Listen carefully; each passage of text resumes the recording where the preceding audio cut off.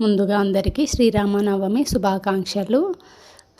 శ్రీరామచంద్ర ప్రభు ఆశీస్సులు అందరికీ లభించాలని కోరుకుంటూ నవమి అయిపోయే లోపలే అందరూ కొబ్బరికాయలు కొట్టుకోండి.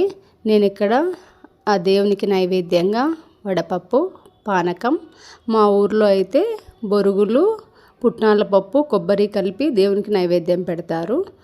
ఎవరికి ఏ విధంగా నచ్చితే ఆ విధంగా దేవునికి నైవేద్యం పెట్టుకొని ఆ దేవుని ఆశీస్సులు పొందాలని కోరుకుంటూ జై శ్రీరామ్.